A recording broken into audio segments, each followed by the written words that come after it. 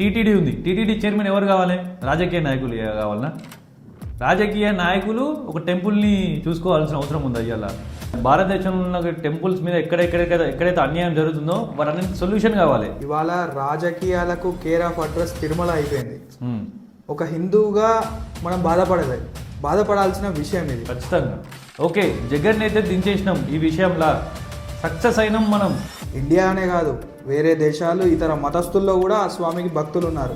హిందూ సమాజం పవన్ కళ్యాణ్ కానీ సనాతన్ బోర్డు అనేది భారతదేశంలో ఖచ్చితంగా అవసరం. ఒకవేళ వక్ఫ్ బోర్డుతో కొట్లాడాలంటే దానికి సంబంధించిన లా ఇంకోటి వేరేది ఉంది. కేవలం ధర్మం కోసం పనిచేస్తున్న వాళ్ళని గుర్తించి అట్లాంటి వాళ్ళని టీటీడీ చైర్మన్ కానీ భారతదేశంలో ఉన్న అన్ని టెంపుల్లకి ఇట్లా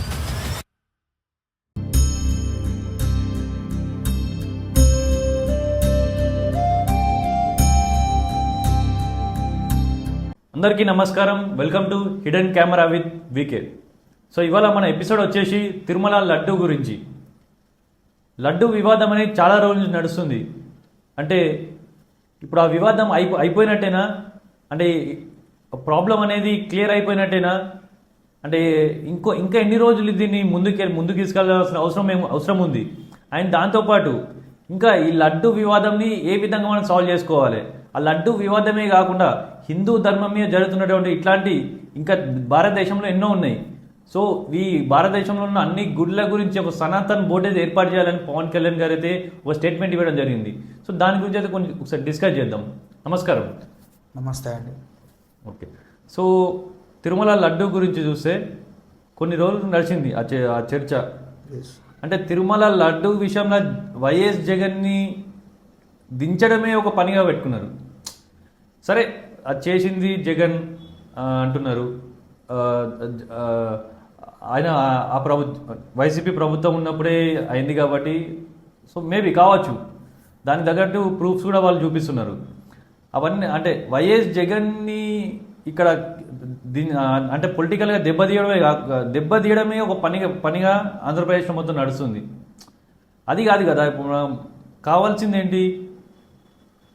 ఏవైతే ఇప్పుడు మన భారతదేశంలో ఉన్న టెంపుల్స్ మీద ఎక్కడైతే అన్యాయం జరుగుతుందో వాటన్నిటి సొల్యూషన్ కావాలి. బట్ ఇక్కడ ఏమైపోయిందంటే, ఓకే జగన్ అయితే దించేసినాం, ఈ విషయంలో సక్సెస్ అయినాం మనం అన్నట్టు అంటే కొందరు కమెంట్స్ కానీ కొంతమంది పోస్టులు ఇన్స్టాగ్రామ్లో ఈ సోషల్ మీడియా చూస్తే ఈ విధంగానే ఉంది. దీన్ని ఇంకా ముందుకు తీసుకెళ్లాల్సిన అవసరం ఉంది అని నేను అంటున్నాను. సో ఫస్ట్ ఆఫ్ ఆల్ ఇక్కడ మనం ఒకటి తెలుసుకోవాలి. ఇవాళ రాజకీయాలకు కేర్ ఆఫ్ అడ్రస్ తిరుమల అయిపోయింది. ఒక హిందువుగా మనం బాధపడాల్సిన విషయం ఇది ఖచ్చితంగా. ఒక తిరుమల పుణ్యక్షేత్రం అనేది ప్రపంచవ్యాప్తంగా భక్తులు ఉన్నారు ఆ స్వామికి. ఇండియా అనే కాదు, వేరే దేశాలు ఇతర మతస్థుల్లో కూడా ఆ స్వామికి భక్తులు ఉన్నారు.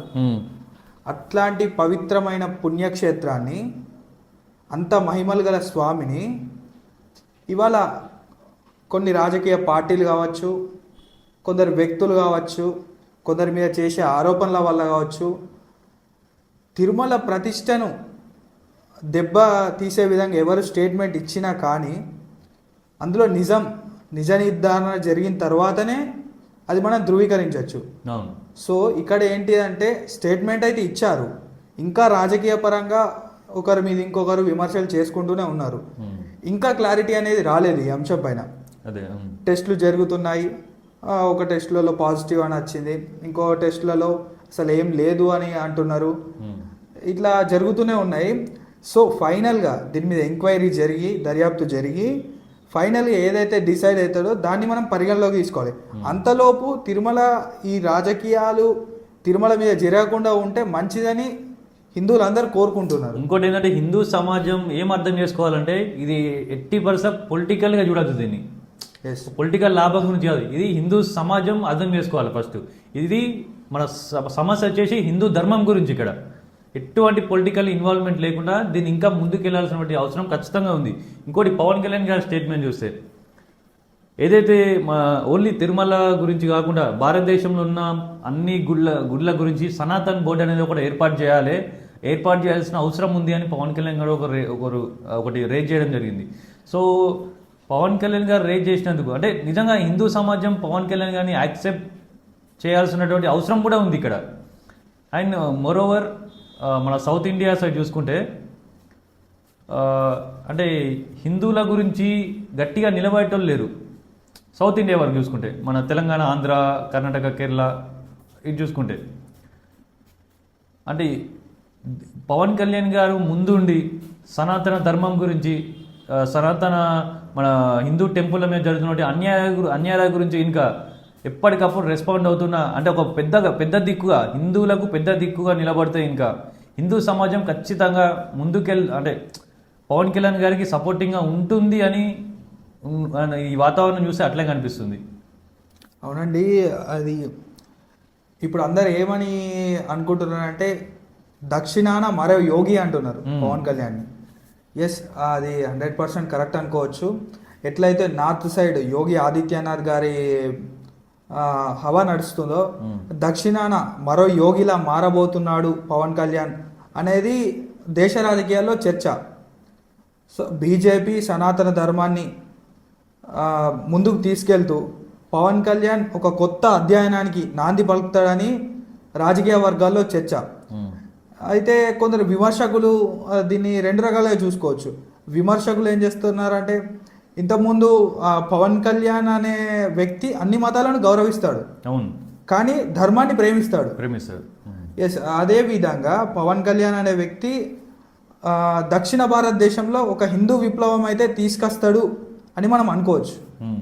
అయితే ఇక్కడ పవన్ కళ్యాణ్ గారు రైజ్ చేసిన అంశం ఏంటంటే సనాతన ధర్మ బోర్డు కావాలని. సో మీరేమనుకుంటున్నారు దాని మీద, సనాతన బోర్డు మీద? యాక్చువల్గా సనాతన్ బోర్డ్ 100% ఈ భారతదేశంలో అవసరం. అది ఎందుకంటే భారతదేశంలో పెద్ద పెద్ద టెంపుల్స్ అని గవర్నమెంట్ రూల్ చేస్తున్నాయి. అసలు అట్లాంటి అంటే ఇప్పుడు రూల్ భారతదేశం అనే ఒక సెక్యులర్ దేశం అన్నప్పుడు అందరికీ ఒకటే రూల్స్ ఉండాలి. అంటే ఇప్పుడు మనం ఇతర రిలీజియన్స్ గురించి చూసుకుంటే మస్జిద్లు కానీ చర్చిలు కానీ సో వీటన్నీ వాళ్ళ కంట్రోల్లో ఉంటాయి. గవర్నమెంట్ ఇన్వాల్వ్మెంట్ ఉండదు. ఇంకా దాన్ని కాకుండా ఇంకా గవర్నమెంట్ వాళ్ళకి సపోర్ట్ చేస్తుంది. ఇక్కడ హిందూ టెంపుల్స్ గురించి మాట్లాడితే హిందూ టెంపుల్స్ మొత్తం గవర్నమెంట్ ఆధీనంలో ఉంటే అంటే దీన్ని ఇప్పుడు ఇది సెక్యులరిజం ఎక్కడ కనబడుతుంది? సనాతన్ బోర్డు అనేది భారతదేశంలో ఖచ్చితంగా అవసరం. ఎందుకు అంటే ఇంకొకటి సనాతన్ బోర్డు అనేది కూడా ఏర్పాటు చేస్తే ఎటువంటి రిస్ట్రిక్షన్స్ అయితే ఉండకూడదు. దానికి సనాతన్ బోర్డు దేనికి టిక్ మార్క్ పెడుతుందో అదే కరెక్ట్. అట్లాంటి రూల్స్ పట్టుకురావాలి సనాతన్ బోర్డుకి. సనాతన్ బోర్డు అట్లాంటి రూల్స్ ఉంటేనే అది ఎప్పటికీ కొనసాగుతుంది. ఎందుకంటే మనం ఇంకోటి వక్ఫ్ బోర్డు కూడా మనం చూడొచ్చు, ముస్లింలకు సంబంధించింది.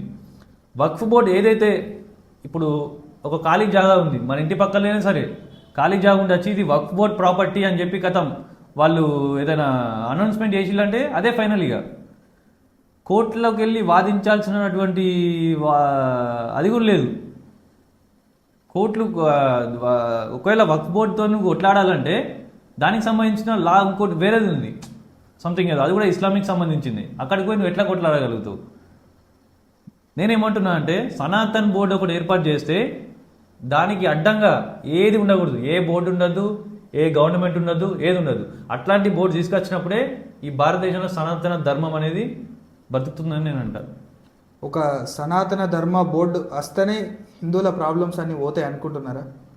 పోతాయి ఖచ్చితంగా. అంటే ఆ బోర్డులో ఉన్న సిస్టమ్ కూడా మళ్ళీ కరెక్ట్గా పనిచేయాలి. ఇప్పుడు టీటీడీ ఉంది, టీటీడీ చైర్మన్ ఎవరు కావాలి?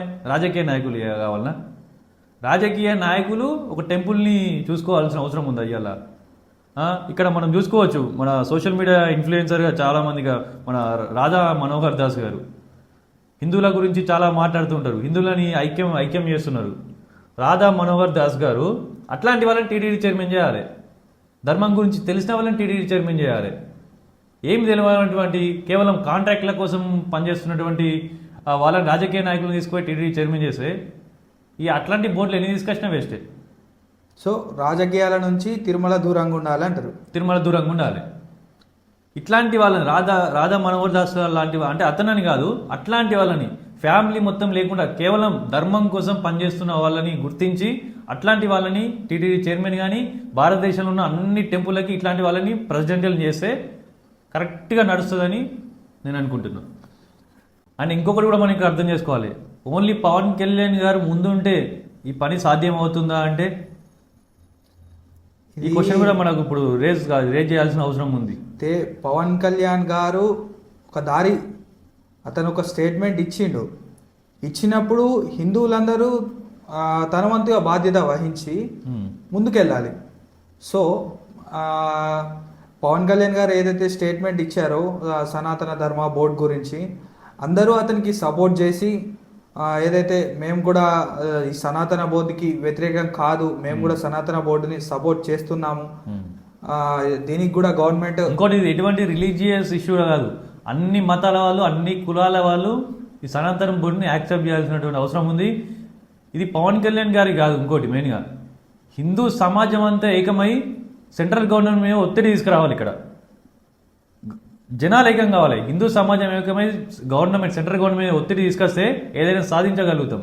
పవన్ కళ్యాణ్ గారు దీనికి ముందు ఉంటే ఇంకా కొంచెం ఐక్యమత్యత పెరుగుతుందని, ఇది మన సౌత్ ఇండియాలో కానీ తెలుగు రాష్ట్రాల్లో ఐక్యం పెరుగుతుందని నేను అనుకుంటున్నా. ఇంకో విషయం ఏంటంటే పవన్ కళ్యాణ్ గారు ఇంకొక స్టేట్మెంట్ కూడా ఒక ప్రెస్ మీట్లో చెప్పడం జరిగింది, మీరు చూసే ఉంటారు. అది సినిమా ఏదో ప్రీ రిలీజ్ ఈవెంట్ల తిరుమల లడ్డు గురించి చూసిలా? ఎస్, అది నేను చూశాను. అయితే ఒక సినిమా ప్రీ రిలీజ్ ఈవెంట్లో Tirumala laddu is a sensitive issue అని మాట్లాడారు. పవన్ కళ్యాణ్ గారి స్టేట్మెంట్కి ఆయన క్షమాపణ కూడా చెప్పేసిన తర్వాత ఇప్పుడు మెయిన్గా ఏంటంటే పవన్ కళ్యాణ్ గారి ఆవేదన ఏంటంటే ఒక సినిమా ఫంక్షన్లో ఏదైనా హిందూ ధర్మాన్ని కించపరచకూడదు అనేదే పవన్ కళ్యాణ్ గారి ఆవేదన అని నేను అనుకుంటున్నాను. అండ్ ఇంకో స్టేట్మెంట్ విన్నా నేను పవన్ కళ్యాణ్ గారి నోట్ల నుంచి, సినిమా ఇండస్ట్రీకి చెప్తున్నా, ఫిలిం ఇండస్ట్రీకి సపరేట్గా మెన్షన్ చేసి చెప్పిండు, వీలైతే సనాతన ధర్మానికి సపోర్ట్ చేయండి, లేకుంటే మూసుకొని కూర్చోలి. ఈ విధంగా అన్నాడు. అంటే ఏదైతే ప్రీ రిలీజ్ ఈవెంట్లో ఆ లడ్డు గురించి సంథింగ్ అంటే ఏదైతే జోక్లు వేసుకున్నారో దాని గురించే ఇట్లాంటి స్టేట్మెంట్ ఇచ్చిండు మేబీ అనుకోవచ్చు మనం. వీలైతే సపోర్ట్ చేయండి, లేకుంటే ఇంట్లో కూర్చొని ఇట్లాంటి పనులు మాత్రం చేయకండి అని డైరెక్ట్గా చెప్పేసిండు ఫిలిం ఇండస్ట్రీ మొత్తానికి. సో ఇంకోటి ప్రకాష్ రాజ్ గారు కూడా దీనికి ఇన్వాల్వ్ అయ్యిండు, ఏదో ట్వీట్ పెట్టిండని. అదిగా ఒక ఇష్యూ అనేది రైజ్ అయిన తర్వాత ఇట్లాంటి ఎన్నో పరిణామాలు జరుగుతూనే ఉంటాయి. ఇది యాజ్ యూజువల్గా జరిగే ఇష్యూ, కానీ దీనికి ఒక ఎండ్ అనేది ఉండాలి, అది కూడా గుడ్ ఎండ్ అయి ఉండాలి, మంచి జరిగే ఉండాలి.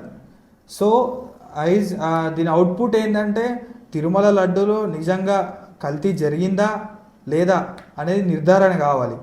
అదేవిధంగా ఇట్లాంటి జరగకుండా ఉండాలంటే ఏం స్టెప్స్ తీసుకోవాలి, అది సనాతన బోర్డే కావచ్చు, గవర్నమెంట్ రూల్స్ అండ్ రెగ్యులేషన్స్ స్ట్రిక్ట్గా కావచ్చు, హిందూ కల్చర్ పైన కానీ హిందూ దేవాలయాల పైన కానీ ఇంకా గవర్నమెంట్ లాస్ ఏమన్నా చేంజ్ అయ్యేది ఉందా అని గవర్నమెంట్ కూడా ఒకసారి పునరాలోచన చేసుకొని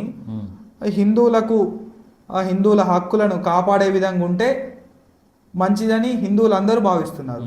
అండ్ ఇంకోటి ఏంటంటే ఇప్పుడు చూసే వాళ్ళందరికీ మనం చెప్పాల్సింది ఒకటే, హిందూ ధర్మం కానీ హిందూ టెంపుల్లకి భారతదేశంలో టెంపుల్స్ అన్నిటికీ అంటే ధర్మంగా ఉండాలి. ఇట్లాంటి తిరుమల లడ్డు ఏదైందో ఇట్లాంటివి కూడా వేరే టెంపుల్స్ భారతదేశంలో జరగకూడదు అంటే ఫస్ట్ భారతదేశంలో టెంపుల్స్ అన్ని ఫస్ట్ గవర్నమెంట్ ఫ్రీ చేయాలి, గవర్నమెంట్కి సంబంధం లేకుండా చేయాలి. ఒకటి పాయింట్. రెండోది, టెంపుల్స్కి ఎవరైతే ప్రెసిడెంట్ కానీ చైర్మన్ అని చేస్తున్నారో వాళ్ళు రాజకీయ నాయకులై ఉండొద్దు. ఎవరైనా ధర్మం గురించి పనిచేస్తున్న వాళ్ళని, ఫ్యామిలీ లేకుండా కేవలం ధర్మం కోసం పనిచేస్తున్న వాళ్ళని టీటీడీ ప్రెసిడెంట్లు చైర్మన్లను కానీ ఇతర టెంపుల్స్ ప్రెసిడెంట్లు కానీ చేస్తే అప్పుడు భారతదేశంలో హిందూ ధర్మం అనేది, హిందూ టెంపుల్స్ అనేది అప్పుడు వాడికి న్యాయం జరుగుతుంది. కేవలం జగన్ని తిట్టడమే, జగన్ని డౌన్ చేస్తేనే మనం ఇక్కడ ఈ ఇష్యూలో గెలిచినట్టు కాదు. హిందూ ధర్మంకి ఎటువంటి నష్టం జరుగుతుంది ఇక్కడ అనేది ఆలోచించాలి. దేశం మొత్తంలో ఉన్న ఇతర టెంపుల్స్ గురించి మాట్లాడుకుంటే ఇక్కడ జరిగినట్టు అక్కడ కూడా జరుగుతుందేమో. మనం రీసెంట్లీ ఒక న్యూస్ కూడా వచ్చింది, కేరళలో ఉన్నటువంటి ఆ ప్రసాదంలో కూడా ఏదో కల్తీ జరుగుతుందని. సో వీటన్నిటికీ సొల్యూషన్ అనేది సనాతన్ బోర్డుతో పాటు ఆ టెంపుల్స్కి ఎవరైతే ఎవరైతే చైర్మన్లు ప్రెసిడెంట్లు ఉంటున్నారో సో వాళ్ళు రాజకీయ నాయకులై ఉండొద్దు, ఒక ధర్మం కోసం పనిచేస్తున్న వాళ్ళని అక్కడ ప్రెసిడెంట్లు కానీ చైర్మన్లు కానీ చేయాలి. అండ్ దాంతోపాటు సనాతన్ బోర్డుకి ఒకవేళ సనాతన్ బోర్డు గురించి కేంద్ర ప్రభుత్వం ఒక బిల్లు పాస్ చేసి సనాతన్ బోర్డుని ఏర్పాటు చేస్తే సనాతన్ బోర్డుకి ఎటువంటి రిస్ట్రిక్షన్స్ అనేటివి ఉండకూడదు. సనాతన్ బోర్డ్ దేనికైతే ఒక టిక్ మార్క్ పెడుతుందో అదే ఫైనల్. సో ఇట్లాంటి రూల్స్ సనాతన్ బోర్డుకి ఏ గవర్నమెంట్లు అడ్డు రావద్దు, ఏ రాజకీయ నాయకులు అడ్డు రాకుండా ఇట్లాంటి బోర్డు ఏర్పాటు చేసినప్పుడే భారతదేశంలో హిందూ ధర్మం కానీ హిందూ గుళ్ళకి న్యాయం జరుగుతుందని నేను తెలియజేస్తున్నా. Thank you. నేను వినీత్ క్యాదాస్. జై హింద్, భారత్ మాతాకి జై.